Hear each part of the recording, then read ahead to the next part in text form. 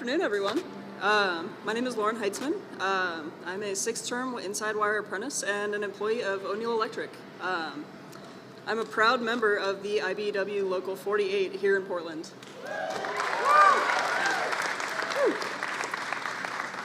I've been honored to be a member of the community of workers transforming PDX, and I have marveled at the feats of modern engineering carefully reworking this space into a concourse of the future.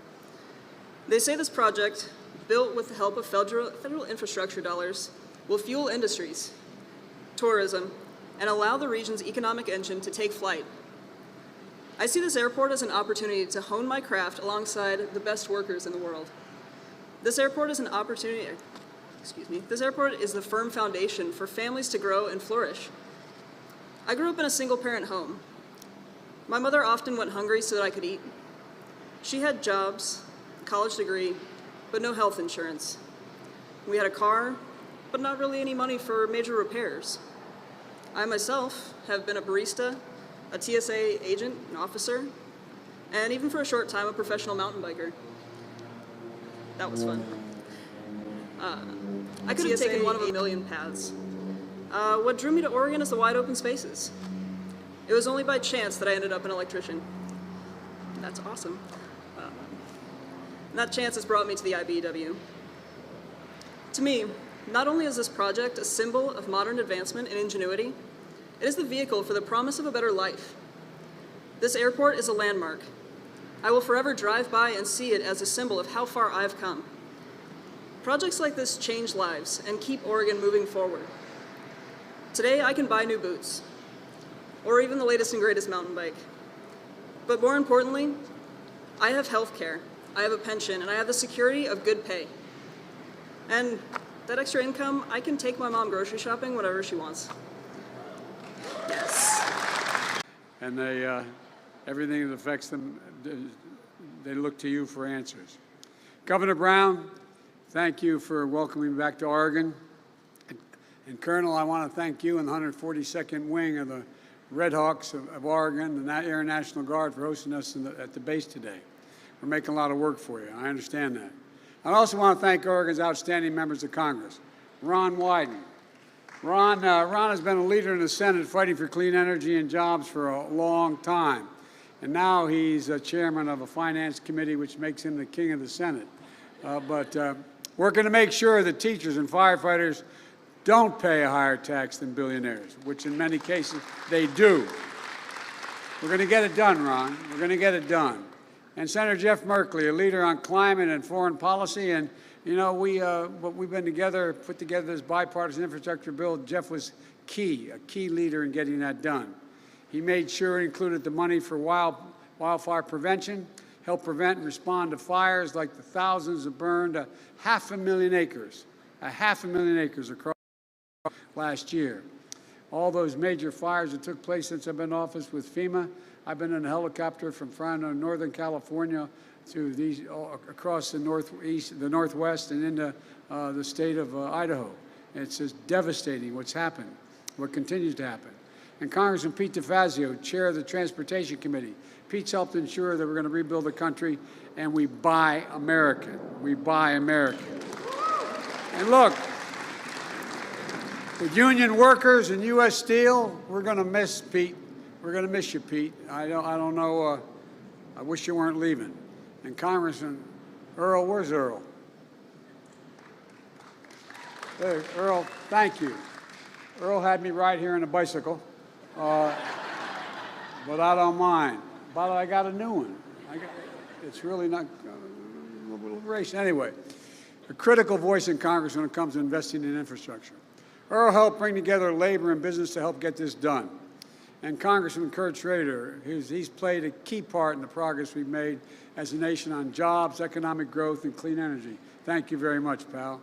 And he's strong and consistent voice to make sure we modernize our infrastructure and help Oregon and everyone all across America.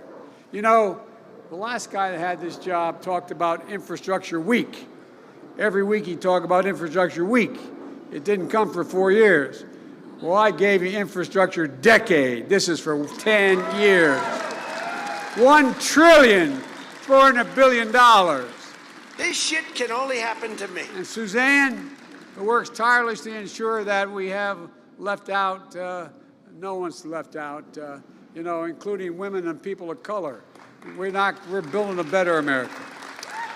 When I got elected, I said, and I meant it, people weren't sure I really meant it, but I said, I want my administration to look like America, and it does.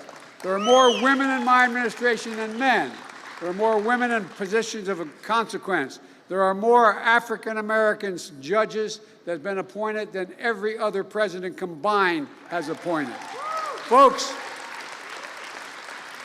I want to thank you all for everything you're doing for the people of Oregon. We're here today to talk about investments we're making to modernize this airport and this an economic engine for the entire region. Though through the bipartisan infrastructure law, we're investing $25 billion to upgrade and modernize American airports out of the money that is the over $1 trillion we're spending in infrastructure. Airports all across America are second rate. I used to tell the story that if, in fact, I dropped you in the middle of the night in an airport in China and an airport in the United States, took a blindfold off and said where you were, you'd think the one in China was in America. We've fallen behind. We haven't invested in ourselves. And I want to thank Ron and Jeff, Peter, Earl, Kurt, Suzanne for helping prove that America can do big things again. We can do anything we want to do. We can't do big things anymore, but we can. We're proving we can. And we must build a better America. And a good place to start is right here in Portland. Folks, look, Portland International Airport is a perfect example of both the need and the opportunity and the ability to make progress. I don't have to tell you that it's an essential economic engine for the entire region, not just Portland. A lot of folks may not know it, but this airport employs 10,000 people. 10,000 people. Every day they show up, airline workers, technicians, retail workers, maintenance staff, and more. In addition, 20 million people travel from this airport every year, bringing 330,000 metric tons of cargo in and out of this state through this airport in the air. Shipping seafood from Oregon to fishermen all across America, all across the world, quite frankly, bringing goods from every corner of the country to Oregon homes and businesses. But here's the deal. It's been much too big and too long since America's invested in our own airports, our ports, and our rails. We haven't done it. We used to have the best infrastructure, rated the best infrastructure in the world. This is a fact. We are now ranked by the international community as 13th best infrastructure. 13, the United States. We've stopped investing in ourselves. We stopped investing in our people. We stopped investing in America. And I know people are tired of hearing me say it, but this time we're going to lead the world and invest in ourselves, invest in the nation, and invest in our people. That's the place to start.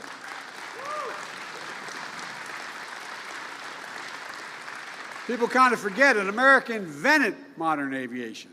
But like I said, we've allowed our airports to lag far behind our competitors.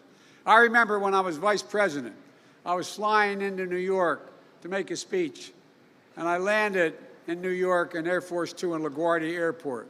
As I was walking through the terminal to get out to the vehicles, there was a sign on an escalator going to one of the gates saying that out of order, fixed in 2 months. Not a joke. The United States of America, one of the leading cities in the world, and it had a sign saying the escalator to the gate would take 2 months to be fixed. At that time, I said it took the average person, dropped them off, as I said, in LaGuardia or anywhere else, they'd wonder where in God's name they were. But look, they probably think they weren't in America if they didn't know better. But folks, by the way, LaGuardia I caused a bit of a stir because I said it publicly what was happening. And guess what? The governor and legislature decided they had to change things. And they invested $4 billion into one of the great destinations of the world, New York. The whole point of telling this story is I realize I'm preaching to the choir as we need to invest in American airports and here in Oregon. As I said earlier, through the bipartisan infrastructure bill, which I might add, I wrote the original one with my own paw. I wrote it, sat down and wrote it, because I was convinced There was no other answer other than begin to invest in our country again. And we're investing $25 billion this year to modernize American airports all across this country and across this state, not just here. That includes $211 million this year in Oregon, $42 million being delivered this year alone, not just to modernize PDX, but for 50 additional airports across Oregon, because you got more than one, as you all know. And that's in addition to the $20 million we invested in PDX last year. Look, here's just some of what this investment will do. First, thanks to Ron Wyden and Jeff Merkley and Earl, excuse me. I know. You can call me Bidden, Joe Bidden. Helping deliver a more resilient, state-of-the-art runway. You know, I don't have to tell you, anyone here in Oregon, it sits on a major earthquake zone. And in fact, you had a 0.4 magnitude earthquake strike not far from here just 2 days ago. Imagine what would happen if that earthquake struck closer to the airport. It wouldn't just threaten lives, it would threaten to shut down the local economy for a heck of a lot longer than 2 months it takes to fix an escalator. Folks, but your senators and congressmen are looking out for you. They fought to dedicate $3.75 million in the last month's omnibus bill to build a resilient runway here at PDX. The project is being modeled on the engineering of an airport that I happened to visit in Japan that remained operational in the face of a devastating earthquake and tsunami in 2011, successfully evacuating families and moving life-saving supplies because their runway was resilient. It was built resilient in the first place. Best of all, extensive research shows that every dollar we invest in our resilience of your runway will save $50 down the road by keeping this airport operational, safe, and efficient. But that's not all we're doing. You're in the midst of a $2 billion renovation to build a cutting-edge main terminal. I just saw an incredible components of that terminal being constructed. 392,000 square feet of roof being built out of what's known as mass timber, advanced engineering, wood design that you're pioneering right here in Oregon. And it won't just stay in Oregon. Almost every single piece of wood being used was substantially harvested from local forests. You can point to any beam, and the folks building it can tell you where it came from. Best of all, this project will support more than 1,250 good-paying jobs constructing the terminal. Over 95% of the construction is being done by union workers. Union.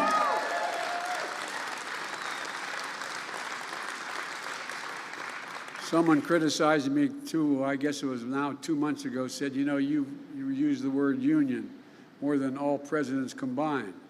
Well, there's a good reason for that.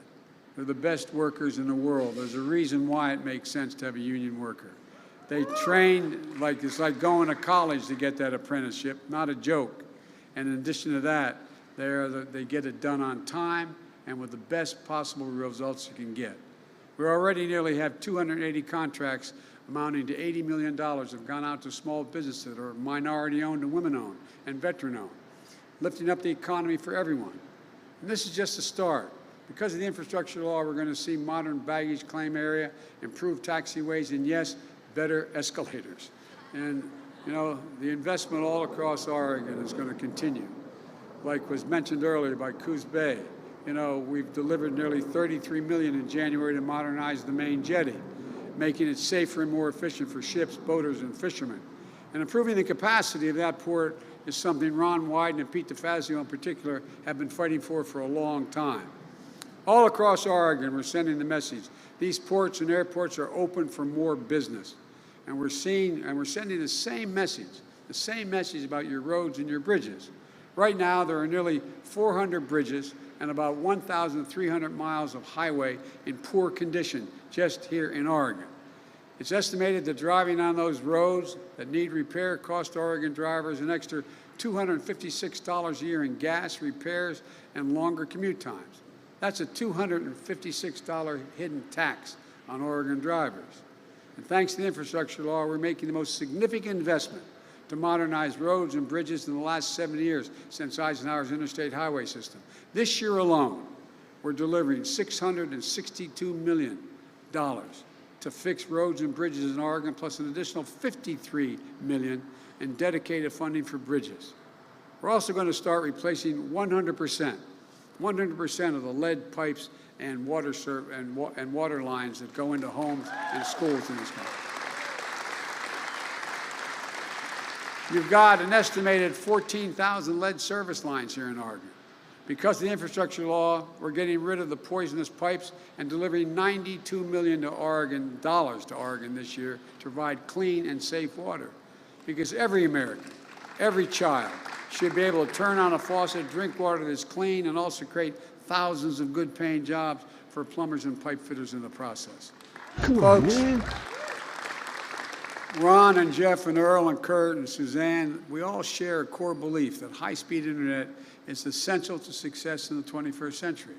But today, more than 1 in 10 Oregon households don't have high-speed internet. And this law delivers $100 million to Oregon to make high-speed internet affordable and available everywhere in the state, urban, suburban, and rural, creating jobs down those broadband lines. Never again should a parent have to sit in their car, drive to McDonald's parking lot, sit there with their child to get online so they can do their homework, which was happening during the pandemic. The law also builds up our resilience to extreme weather. Over the last decade, extreme weather has cost the state of Oregon at least $5 billion in damages. $5 billion. Our infrastructure law upgrades modernizing and strengthening transmission lines, helping communities to deal with floods, droughts, wildfires that are only coming with more.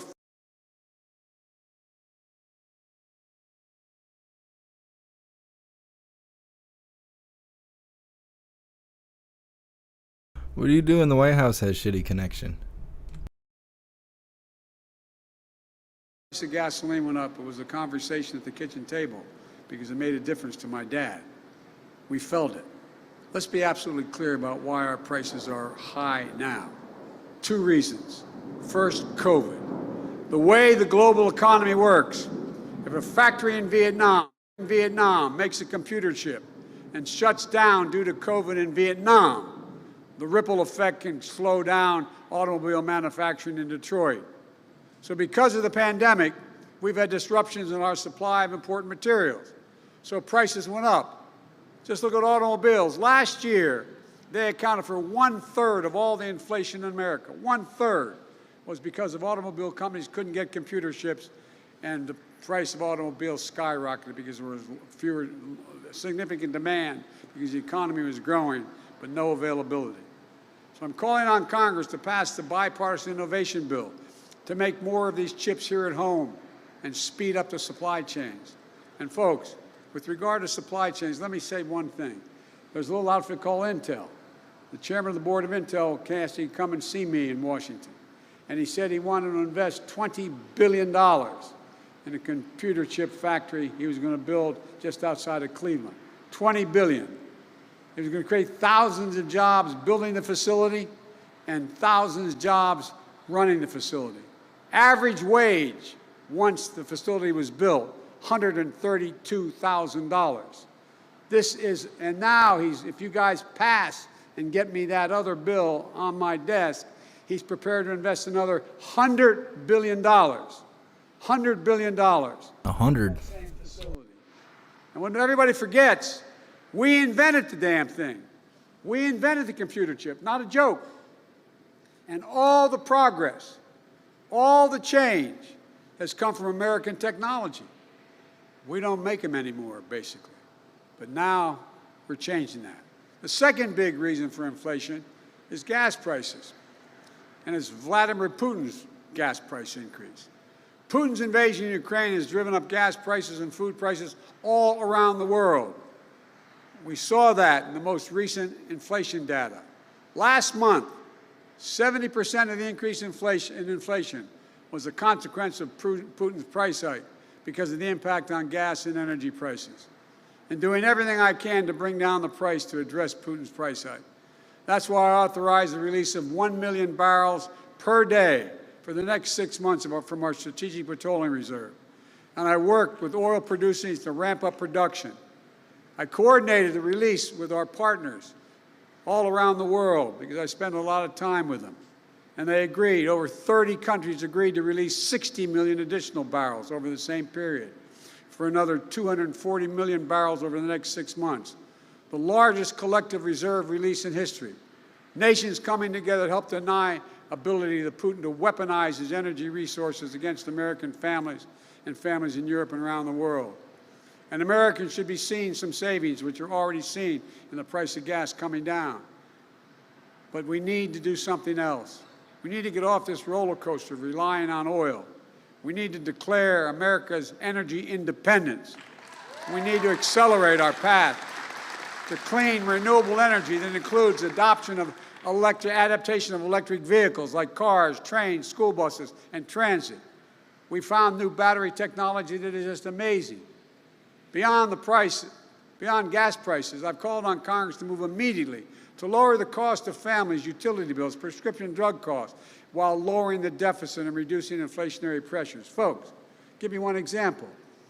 There's over 200,000 children in America with type 1 diabetes. They need that vial of insulin all the time. If they don't get it, you know what the average cost for that is nationwide? $647. That's how much it costs them a month. Not only is a concern if you don't have the insurance, you don't have the income. Imagine being the parent, robbed of your dignity, knowing you don't have ability to help your child at all, and seeing what's happening. You know how much it costs them to make that one vial? $10 dollars. $10.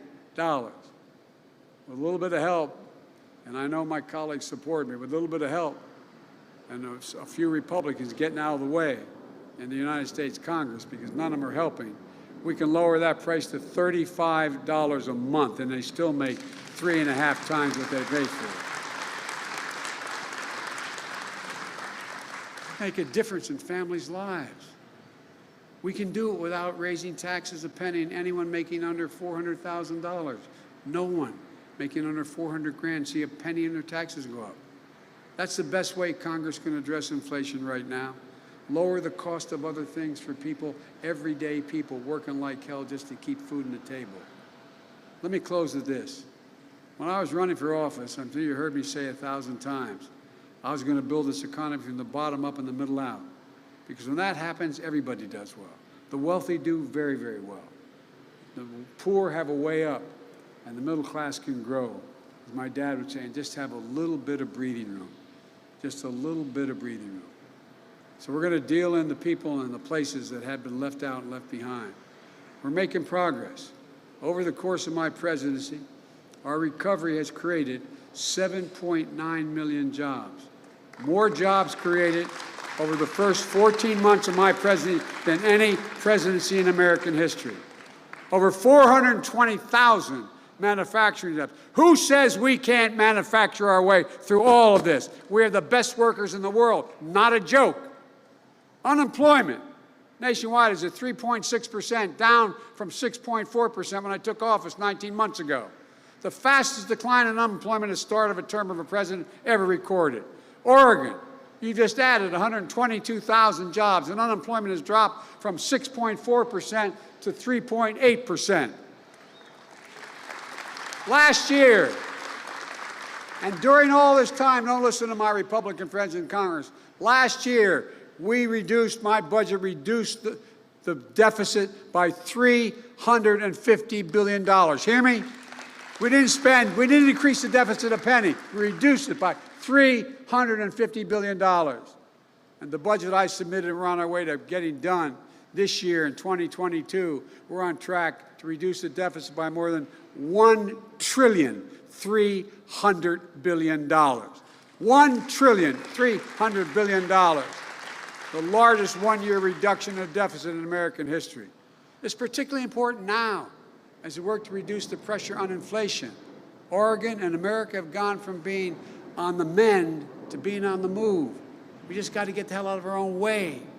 So we're coming forward with challenges from strength, positions that we're in, not like we've been before. I'm more optimistic about America's potential today than I've been any time in my career. And I've been doing this job in national politics for a long time. Because I see a future that is without a limit. I mean, this is the United States of America, for God's sake. We're the only nation in the world. This is a fact. Look it up. The only nation in the world that's come out of every crisis stronger than when we went into the crisis. Stronger. Every single time.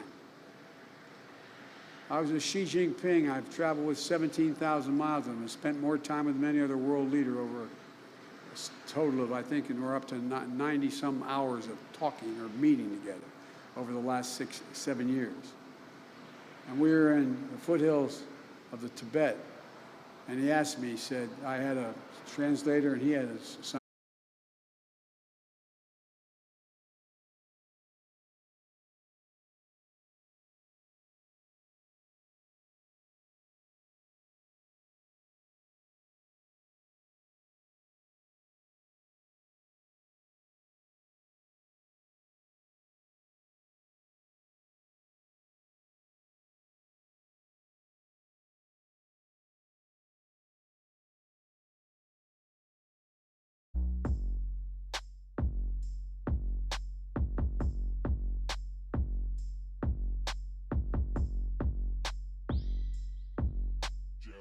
Okay, well, I don't know if I'm live or not anymore. They just cut me off. Anyways, we're going to be wrapping this up.